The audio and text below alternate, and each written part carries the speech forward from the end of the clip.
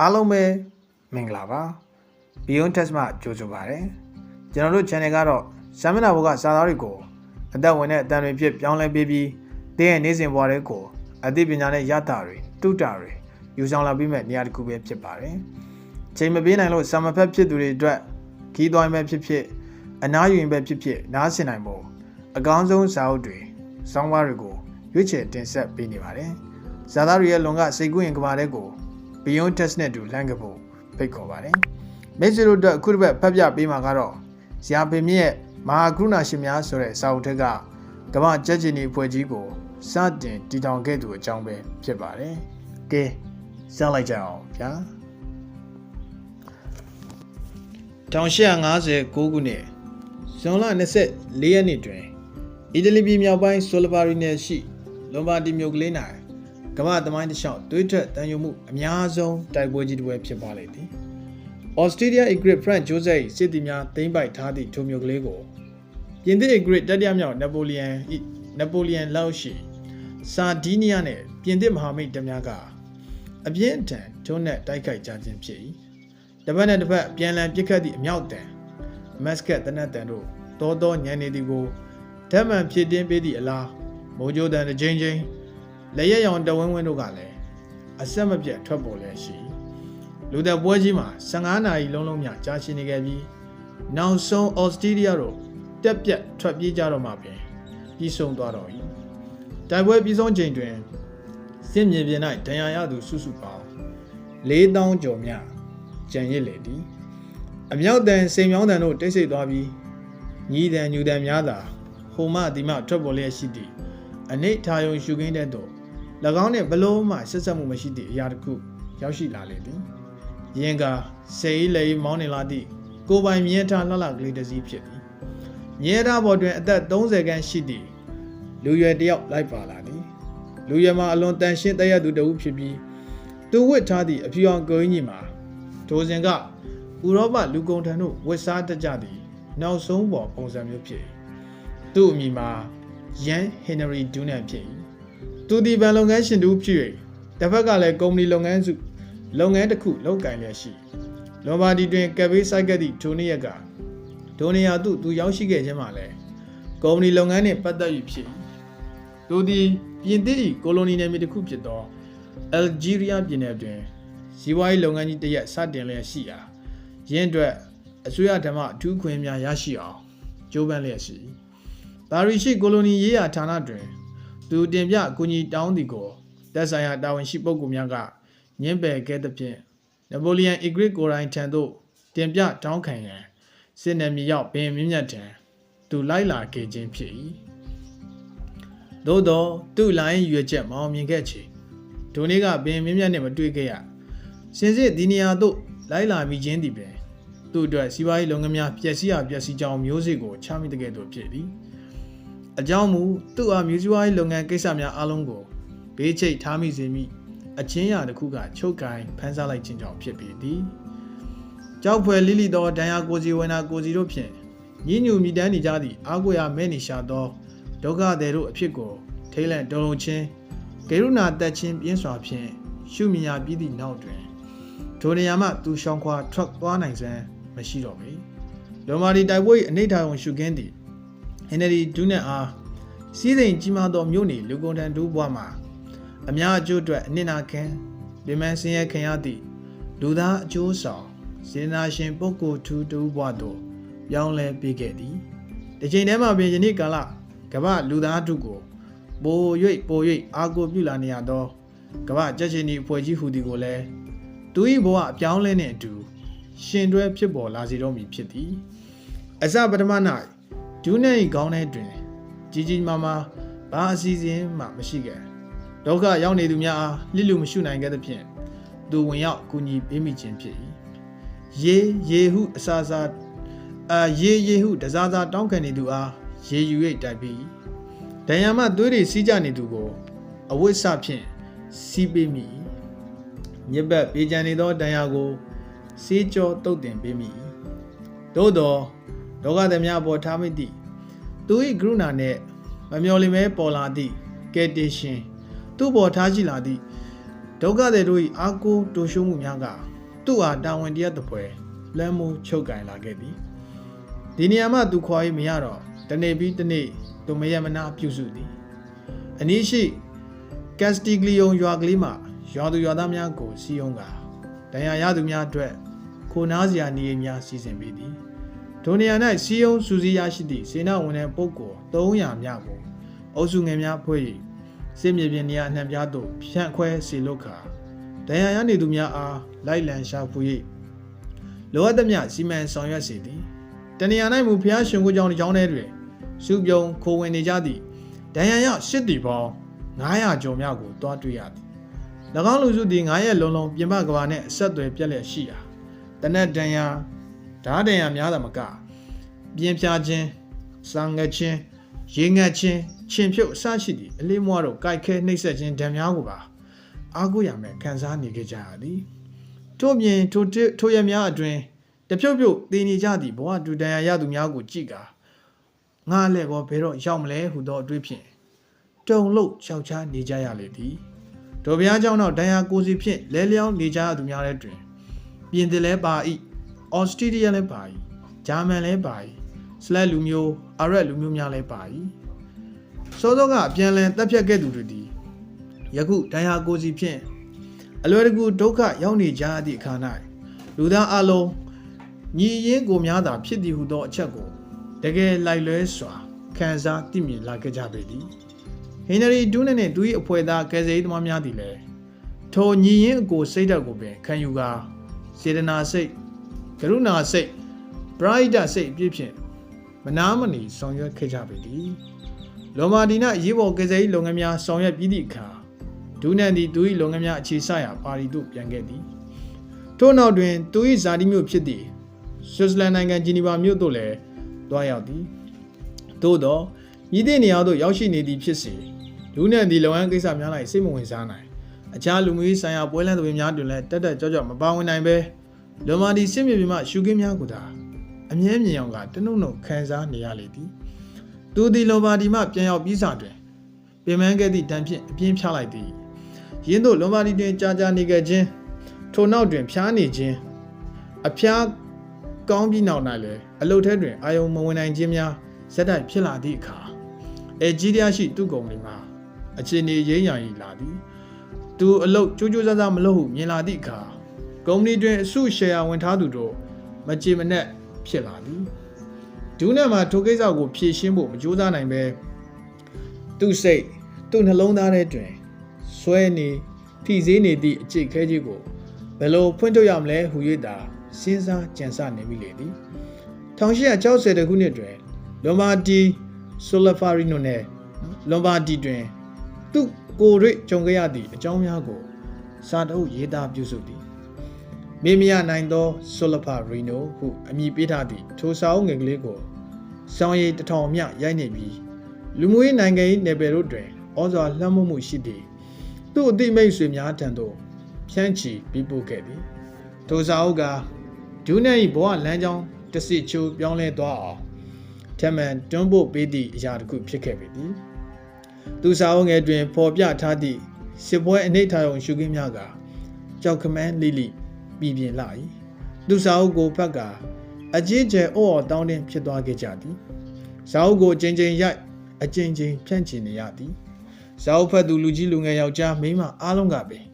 ဒီကိစ္စကြီးကိုဘယ်လိုဖြေရှင်းကြမလဲစစ်မြေပြင်မှာဘလို့တုံလို့ချော်ချားပွဲအခြေအနေဆိုကြီးများမပေါ်ပေါက်ရအောင်မြည်တို့တားဆီးကာကွယ်ကြမည်လဲစသဖြင့်မေခွင်ထုတ်ကြသည်ညင်းကြခုံကြဝေဖန်ကြအဖြေရှာကြသည်အများစိတ်ဝင်စားလာပြီးဆိုသည့်အခါ၌လုပ်ငန်းတစ်ခုကောင်းထဲပေါ်ရင်မခဲရင်တော့ပြီဂျီနီဗာရှိဒူးနဲ့မိတ်ဆွေ၄ယောက်တို့သည်အစီအစဉ်ကြီးတစ်ရပ်ကိုအကောင့်ထဲပေါ်ရင်စတင်ကြိုးပမ်းကြသည်ထိုမိတ်ဆွေ၄ယောက်မှာနာမည်ကျော်စစ်ဗိုလ်ချုပ်ဒူဘိုဂျီနီဗာလူမျိုးအဖွဲ့ဥက္ကဋ္ဌဂူစတက်မွိုင်နီယာတင်ရှားသောဆရာဝန်ကြီးများဖြစ်ကြသည်ဒေါက်တာအပီယာနှင့်ဒေါက်တာတီယိုရိုမော်နော်တို့ဖြစ်ကြသည်၎င်းတို့၄ဦးသည်ဒူးနဲ့နှင့်ပူးတွဲကာ9ဦးကုမ္ပဏီတစ်ရပ်ဖွဲ့စည်းပြီးနောက်ဂျီနီဗာတွင်အပြည်ပြည်ဆိုင်ရာညီလာခံတစ်ရပ်ကျင်းပနိုင်ရန်အတွက်ကမကထပြုဆောင်ရွက်ကြလေသည် ကော်မတီဒီနိုင်ငံတကာချိဆက်သွယ်တဲ့ဆက်သွယ်ထိုက်သူများတံဆွတ်တယ်သည်ညီလာခံသို့တက်ရောက်ရန်ဖိတ်ကြားသည်ဒီကိစ္စတွင်ဒူးနန်သည်အထူးတန်တမန်တဦးပမာတာဝန်ယူဆောင်ရွက်ခဲ့သည်ဆိုလဘာရီနိုဆောင်းကြောင့်သူ့ကိုလူတကာကတည်နေလေးစားနေကြသည်ဖြစ်ရာစီယုံလုံးစော်ရ၌ပို၍ခရီးတွင်ခဲ့သည်တိုင်းပြည်တပြည်မှတပြည်သို့ကူးတန်းသွားလာကာနိုင်ငံရေးကောင်းဆောင်များအစိုးရအရာရှိများနဲ့အခြားဩဇာတိတ်မှရှိသူလူကြီးများတွေ့ဆုံကာဆိုလဘာရီနိုမှဘေးဒုက္ခမျိုးကိုဒါစီကာကွယ်နိုင်ရန်အတွက်နိုင်ငံတကာမြည်တို့မြည်ပုံပူးပေါင်းဆောင်ရွက်လိုအပ်ပုံတို့ကိုစီယုံစော်ပြောဆိုသည်ထို့ပြင်ပြည်တွင်းပြည်ပရှိပုဂ္ဂိုလ်ဖွဲ့စည်းများထံသို့ပေးစာပေါင်းထောင်ချီရေးသားပေးဖို့ဆက်သွယ်သည်လူဆောင်ငယ်များကိုလည်းပို၍ရိုက်နှိဖြန့်ဖြူဝင်ငါခြင်းပြုလေသည်သူ၏ထက်သန်စွာဆောင်ရွက်မှုကြောင့်အမေရိကန်သမ္မတအေဗရာဟမ်လင်ကွန်ပြင်သစ်အဂရိတ်နပိုလီယန်စသည်တို့အပါအဝင်အရေးပါသောပုဂ္ဂိုလ်များစွာတို့ထံမှစိတ်ဝင်စားတုံ့ပြန်မှုများရရှိခဲ့သည်1963ခုနှစ်အောက်တိုဘာလတွင်ဂျီနီဗာ၌ပထမဆုံးညီလာခံကိုကျင်းပဖြစ်လေသည်နိုင်ငံ18နိုင်ငံမှကိုယ်စားလှယ်23ယောက်တို့တက်ရောက်သည့်၎င်းညီလာခံတွင်တဘာပတိအဖြစ်မွိုင်နီယာကဆောင်ရွက်၍ဒူးနန်ကညီလာခံအတွင်းမှုအဖြစ်ဆောင်ရွက်ခဲ့သည်သို့သော၄ရက်ကြာကျင်းပသည့်အစည်းအဝေးပွဲများအတွင်းဒူးနန်စကားမပြောခဲ့ရပြီလုပ်ငန်းအလုံးကိုမွိုင်နီယာကစီးထားခဲ့သည်သူသည်ထူးချွန်သောရှင်းနေတဦးဖြစ်ဖွဲ့စည်းလုပ်ငန်းတွင်အတွေ့အကြုံလည်းရှိသူဖြစ်ရာအစအရာအကွက်စစ်အောင်သူကြီးဥဆောင်လုပ်ကင်သွားသည်နောက်နှစ်1864ခုနှစ်တွင်ညီလာခံခေါ်ယူကိစ္စကိုဆွစ်ဆိုးရကတာဝန်ယူဆောင်ရွက်ပေးခဲ့သည်၎င်းညီလာခံ၌မူဂျီနီဗာသဘောတူညီချက်ဂျီနီဗာကွန်ဗင်းရှင်းပထမမူကြမ်းကိုညီနိုင်ရေးဆွဲအတည်ပြုခဲ့ကြပြီး၎င်းသဘောတူညီချက်တွင်ပါဝင်သည့်စစ်ပွဲ၌ဒဏ်ရာရသူများဆိုင်ရာစီးမြင့်ဥပဒေများသည်နိုင်ငံတကာဥပဒေရပ်ထဲတွင်အကျုံးဝင်လာခဲ့ပေသည်ထို1864ခုနှစ်တွင်ဒိမတ်နှင့်ပရက်ရှားတို့စစ်ဖြစ်ပွားသည့်အခါဂျီနီဗာကွန်ဗင်းရှင်းဖွဲ့သည့်ပထမဆုံးအကြိမ်လက်တွေ့ကွင်းဆင်းဆောင်ရွက်ခွင့်ရခဲ့သည်စစ်ပွဲတွင်ဒဏ်ရာရသူများပေါ်စစ်တိုက်သူ2ဦးနှစ်ဖက်တို့ကဂျီနီဗာသဘောတူညီချက်အတိုင်းလိုက်နာစွမ်းခြင်းရှိမရှိစီစီလေးလာရန်နှင့်ပြုစုစောင့်ရှောက်ရန်စစ်မြေပြင်သို့ဆင်းခဲ့သည့်ထိုဖွဲ့ကိုဒေါက်တာအပီယာကဦးဆောင်ခဲ့သည်စစ်မြေပြင်၌လောကန်နေစဉ်တစ်လျှောက်လုံးဒေါက်တာအပီယာသည်အဖြူအောင်အောက်ခံပေါ်၌အနီရောင်ကြက်ချီ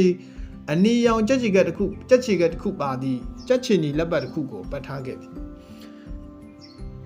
ဒေါက်တာအပီယာသည်မိမိလုပ်ငန်းကိုစီးစနစ်တကျတက်ကြွဆောင်ရွက်နိုင်ခဲ့သည်ဖြစ်ရာသူဟာအရက်ဖက်ရောစစ်ဘက်ဆိုင်ရာပုဂ္ဂိုလ်များကပါလေးစားချီးကျူးခဲ့ကြသည်ဆွေလန်ကိုအယောင်2ယောင်ပြောင်းပြန်လှန်ထားသောသဘောဖြစ်သည့်ဒေါက်တာအပီယာ၏လက်ပတ်ပါကြက်ချီနီအမှတ်သားသည်ဂျီနီဗာကွန်ဗင်းရှင်းဖွဲ့၏အမှတ်သင်္ကေတဖြစ်သွားခဲ့သည်အပြည်ပြည်ဆိုင်ရာကြက်ချီနီကော်မတီသည်1864ခုနှစ်ကဒေါက်တာအပီယာသုံးစွဲခဲ့သည့်မူလပထမကြက်ချီနီလက်ပတ်ကိုထိုဖွဲ့ကြီးသမိုင်းဝင်ပစ္စည်းတစ်ခုအဖြစ်ယနေ့တိုင်အမှတ်တရသိမ်းဆည်းထားရှိပေသည်ထိုချိန်၌ဒီကိစ္စဒီလုပ်ငန်းရက်ကြီးကိုစတင်စည်းရုံးစောခဲ့သူ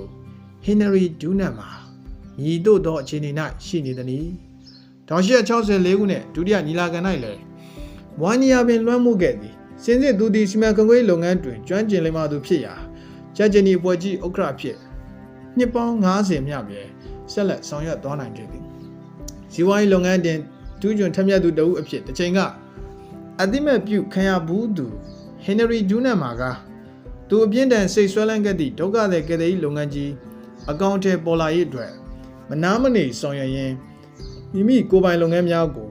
ဂရုမစိုက်နိုင်ပဲရှိခဲ့ရာတပြေးပြေးသူ့စီးပွားရေးအခြေအနေမှာကြာဆင်းလာခဲ့သည်နောက်ဆုံး၌စီးပွားပြတ်မြစ်အခြေအနေသို့ဆက်ရောက်ကာမူလကစီးပွားတူလောကန်ခဲ့သူတို့ရှောင်ဖယ်လာကြသည့်အခါစိတ်ထောင်းကိုခြင်းဖြင့်မကြမ်းမမာဖြစ်လာခဲ့သည်အဆိုးဆုံးက persecution mania ခေါ်သူတစ်ပါးကမိမိအားမတရားလှုပ်ဆောင်ရန်ကြံစည်နေသည်ဟုအထင်မှားသည့်စိတ်ယောဂဝေဒနာတစ်ခုဆွဲကွက်သွားခြင်းဖြစ်၏ထို့သောဒူးနန်၌စီးပွားရေးရောစိတ်ဓာတ်ရေးပါရင်းရိုင်ပြည့်ရွှင်လာသည့်အချိန်တွင်ဂျီနီဗာရှိအဖွဲ့ကြီးကသူ့အားမတိမတာဘေးဖယ်ထားခဲ့သည်ထိုအခါဆိုလဘာရီနိုစာအုပ်ဖြင့်အောင်မြင်မှုရခဲ့ဘူးသူဒူးနန်သည်ထိုစာရေးသားနိုင်မှုစွမ်းအားဖြင့်ပင်မိမိကိုယ်ကိုမိမိပြန်လည်ထူထောင်နိုင်ရန်ကြိုးစားသည်သို့သောတကယ်လက်တွေ့တွင် မျော်မှန်းတိုင်းဖြစ်မလာသည့်အခါ၌မူစိတ်သက်ကြဆင်းကအတိုင်ဝင်းဟောင်းကိုမိမိဘာသာစွန့်ခွာနောက်ဆုတ်သွားတော့၏ဤသို့ဖြင့်ကမ္ဘာကြက်ချင်ဤအဖွဲ့ကြီးတနေ့တခြားကြီးတော်လာခြင်းတွင်ကြက်ချင်ဤအဖွဲ့ကြီးတီထောင်ဖြစ်အောင်စတင်စည်းရုံးလှုံ့ဆော်ခဲ့သည့်ပုဂ္ဂိုလ်ကြီးမှာတဖြည်းဖြည်းမေးမေကွယ်ပြောက်သွားခဲ့သည်မူလအတိုင်ဝင်းမှလုံးဝပျောက်ကွယ်သွားပြီး15နှစ်ခန့်ကြာသည့်အချိန်နှင့်မို့ဟင်နရီဒူးနန်ပြန်ပြီးပေါ်လာလေသည်သူပြန်ပေါ်လာသည့်နေရာမှာဆွစ်ဇာလန်နိုင်ငံ F တောင်တန်းတနေရာရှိဟေဒင်အမည်ရှိရွာကလေးတစ်ရွာဖြစ်၏ထိုအချိန်၌သူ့ရုပ်တွင်ကလုံးလုံးလန်းလန်းလုံးလုံးလျားလျားပြောင်းလဲသွားခဲ့ပြီဖြစ်သည်သူသည်ဒုတိရှေလျားသောမုတ်စိတ်မွေးဖြူဖြူများနှင့်ခက်ဆန်းဆန်းခက်ကြောင်ကြောင်အဖိုးအိုတယောက်ဖြစ်နေသည်သူအားဟေဒင်ရွာမှကျောင်းဆရာလေးဘီလင်စွန်ဒါရကာကရချင်နေအတင်စတင်တည်ထောင်သည့်ပုဂ္ဂိုလ်ကြီးဖြစ်ကြောင်းသိရှိသွားသည်သူနှင့်ဘီလင်တို့ဇနီးမောင်နှံသည်အဖိုးအိုအားရင်းနှီးနှီးပေါ်၍ပေါင်းတင်ဆက်ဆံကာလူငယ်စဉ်ကရှိခဲ့သည့်ထက်သန်တက်ကြသောစိတ်မျိုးတစွန်းတစပြန်ပေါ်လာအောင်ဖေးမှကူညီခဲ့ကြသည်ရောမမြို့တွင်ကမ္ဘာကြက်ချင်ဤဖွဲ့ကြီးပြည်ပဆိုင်ရာညီလာခံတစ်ခုမကြာမီကျင်းပရရှိကြောင်းသိရသည့်အခါဒူနန်ကစွန်ဒါရကာအားညီလာခံတွားရောက်ရန်တိုက်တွန်းသည်သို့သောလက်တွေ့တွင်အထမမြောက်စွန်ဒါရကာမှာရောမသို့တွားရန်ခီးစိတ်မတက်နိုင်ထိုအခါဒူနန်ကရန်ပုံငွေစူးစမ်းကောက်ခံသည်ဒီကိစ္စလည်းမအောင်မြင်တစ်ချိန်ကဥရောပတခွင်ပြည့်ပြည့်စင်အောင်လှည့်လည်ကနိုင်ငံရေးလူမှုရေးစီးပွားရေးလောကမှာထိပ်သီးပုဂ္ဂိုလ်တွေကိုမိမိလုပ်ငန်းကြီးတွေပါလာအောင်စီယုံသိမ်းသွင်းနိုင်ခဲ့ဘူးသူဟင်နရီဒူးနန်သည်ယခုအခါဖရန့်ဒင်ကတရားနေရာမြရအောင်ပင်ရန်ပုံငွေတောက်ခံနိုင်စွမ်းမရှိဖြစ်နေခဲ့လေပြီရန်ပုံငွေမရသည့်အခါညီလာခံသို့စွန်ဒါရကာမသွားရောက်နိုင်တော့ပြီသို့တော့သူကညီလာခံသို့စာတစ်စောင်ရေးသားပေးပို့လိုက်သည်တိမ်မြို့ပြောက်ကွယ်နေသောဟင်နရီဒူးနန်သည်မိမိတို့ရွာကလေးတွင်ရောက်ရှိနေသည်ဆိုသောအကြောင်းရေးသားလိုက်ခြင်းဖြစ်သည်ဟေဒင်ရွာမှကျောင်းဆရာလေးစာသည်ရောမမြို့ကြက်ချင်ညီလာခံ၌အတော်ပင်လှုပ်ရှားဖြစ်သွားစေခဲ့သည်ကြက်ချင်အဖွဲ့တွင်လောလောဆယ်ထိပ်ပိုင်းတာဝန်ယူထားသည့်ပုဂ္ဂိုလ်ကြီးများကအဖွဲ့ကြီးစတင်တည်ထောင်ဖြစ်အောင်ကြိုးပမ်းခဲ့သူအားထိုက်တန်ပြန်လည်ချီးမြှင့်နိုင်ရန်အတွက်ဆွေးနွေးညီနိုင်မှုများပြုလုပ်လာကြသည်အချို့လည်းသူနှင့်တွေ့ဆုံရန်အတွက်ဟေဒင်ရွာအထိလိုက်လာကြသည်သူဟာနင့်နာကြီးပေးသည်နဲ့ချီးကျူးစကားဆိုကြဂုဏ်ပြုကြဆုတစိတ်တွေချီးမြှင့်ကြသည်သို့တော့နောက်ကျသွားခဲ့ပြီသူ့စိတ်ဓာတ်ကအတော်ပင်ထိခိုက်ပျက်စီးသွားခဲ့ပြီသူဟာချီးကျူးဂုဏ်ပြုမှုများသူအားကူညီရန်ကြိုးပမ်းမှုများကိုသူမှန်မှန်ကန်ကန်ခံယူတုံ့ပြန်နိုင်စွမ်းမရှိတော့1910ပြည့်နှစ်တွင်ဟင်နရီဒူးနန်ကွယ်လွန်သည်အကွယ်လွန်ပြီး16နှစ်မြကာလအတွင်း၌ကသူ၏ဆောင်ရွက်ချက်ကိုအတိမတ်ပြုကြလေးစားတန်ဖိုးထားကြသူများ၏ကျေးဇူးကြောင့်ဟေဒင်ရွာရှိစေးုံငယ်လေးတွင်အတန်သစ်သက်သာငြိမ်းစွာနေထိုင်ခွင့်ရခဲ့ပေသည်အခုခါ၌မူကြက်ချင်ဤဖွဲ့ကြီးသည်ကမ္ဘာပေါ်၌လူသားတို့အားဘေးဒုက္ခအမျိုးမျိုးတို့မှာကယ်ဆယ်ရာကာကွယ်စောင့်ရှောက်ရာအဖွဲ့အစည်းကြီးအဖြစ်ခိုင်ခန့်ကြီးကျယ်စွာရပ်တည်လျက်ရှိပြီဖြစ်၏ကမ္ဘာနိုင်ငံအသီးသီးတို့သည်လည်းကြက်ချင်ဤလုပ်ငန်းကြီးအရေးပါပုံမရှိမဖြစ်လိုအပ်ပုံကိုသိရှိကမိမိတို့နိုင်ငံများ၌ကြက်ချင်ဤသို့မဟုတ်အလားတူသဘောဆောင်သည့်အဖွဲ့များဖွဲ့စည်းထားရှိကြပြီဖြစ်၏ကြက်ချင်ဤအဖွဲ့အစည်းများအနေနဲ့လောက်ကင်ဆောင်ရွက်ပုံနည်းစနစ်များတွင်ရခင်ကတည်းကခိမိတိုးတက်ခြင်းပို၍တွက်လက်ထက်မြက်ခြင်းများရှိလာခဲ့သည်မှန်၏သို့သောအပေါ်ယံတွင်ပြလက္ခဏာများသာပြောင်းလဲတရားရှိသည်အခြေခံအနှစ်သာရမပြောင်းလဲလုပ်ငန်းများလောက်ကင်ဆောင်ရွက်ဖြစ်အောင်တိုက်တွန်းစစ်စော်ပေးသည့်တွန်းအားသည်လည်းမပြောင်းလဲဟင်နရီဒူးနန်နှင့်ဆိုလပါရီနိုမှသူ့အဖွဲ့သားများအားတွန်းဖို့အနှင်းပေးခဲ့သည်ငါတို့အားလုံးသည်ညီရင်းကိုများသာဖြစ်သည်လူသားချင်းချင်းသည်သွေးသားရင်းချပမာတအုပ်ကိုတအုပ်ကူညီစောင့်ရှောက်ရမည်ဟူသောလူချင်းစာနာထောက်ထားသည့်စိတ်ဓာတ်အခြေခံဖြစ်ပင်ဆက်လက်လှုပ်ရှားရှင်သန်နေခြင်းဖြစ်သည်ထို့ပြင်15နှစ်မြတ်သောကာလအခိုက်အတန့်ဖို့သာဟင်နရီဒူးနန်ကိုမေးခဲ့ကြသည်သူကိုပြန်လည်တွေ့ရှိကြသည့်နေ့မှသည်ယနေ့ကာလတိုင်းအထိကဟင်နရီဒူးနန်ကိုလူသားအကျိုးပြုပုဂ္ဂိုလ်ကြီးကမ္ဘာကြက်ချင်ဤအဖွဲ့ကြီးကိုစတင်တည်ထောင်သူဖခင်ကြီးအဖြစ်ကမ္ဘာကအစဉ်လေးစားတိမှတ်ဂုဏ်ပြုခဲ့ကြပေသည်